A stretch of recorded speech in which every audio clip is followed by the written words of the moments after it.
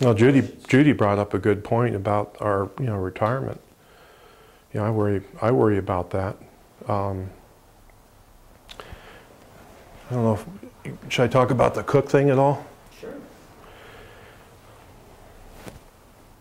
In 2004, in March of 2004, actually let's go back to February. I knew the book was coming out, Ambush Grand Jury. So I wrote a letter to the director Robert Mueller and explained to him that I'd sent a letter to Congress, that I cooperated with Wes and Karen Balcony about the Ambush Grand Jury. And I also reminded him of his duty not to take out revenge on whistleblowers, because the FBI has a sorry record as far as protecting whistleblowers. I mean, look what happened to Colleen Raleigh and I speak. Colleen Raleigh was the legal counsel up in Milwaukee on the Moussaoui case, the 9/11 case. And she wrote letters and communications to headquarters, went on deaf ears, so she wrote to Congress and she became the one of the Time Women of the Year. And we both are very thankful that we were able to retire, because there's too many that, and I believe I'm a whistleblower. Other whistleblowers weren't so accommodated. They were mistreated, and they lost their livelihood and things like that. So the book came out in March of '04. I came to Denver in August of '04 to do a press conference on my own time. I was called up and told I couldn't talk. I don't know if you remember that. Basically told the press what I came here to say I can't say. It was ridiculous. But where I was driving it was that a promotional opportunity came up, and it was made clear to me that I was not going to be considered for it. In fact, I was going to be transferred from a very good position that I had. I don't know what. And I can go on and on about a bunch of things that had happened over the years.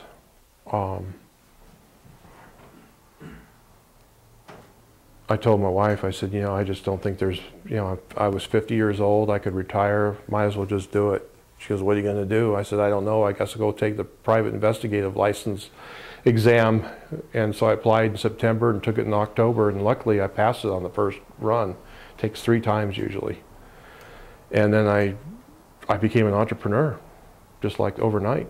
I retired, and then all of a sudden, and I had colleagues call me up and say, well, what's it like? I said, you know what, it's neat.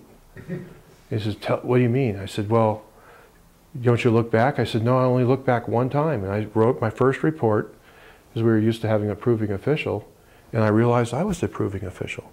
So I just laid it on my desk and came back and reread it and then approved it. And that's the only time I've ever looked back. I mean, it's just been great. Do you really sit at a desk and drink coffee and smoke cigarettes all the time? Don't smoke. And I don't drink that much coffee. I've had more coffee today than...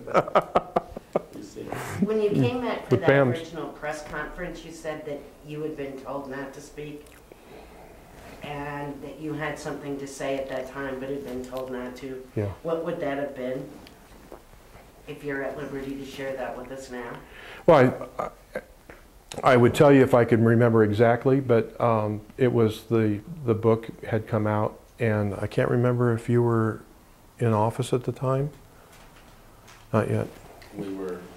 That was when the election was held in November. I won that election. Yeah. So we did. I think it was just part of the ongoing. The premise for getting involved was not to bang the drum. I move on, is my psyche. But when I looked at what I knew, and I also knew that,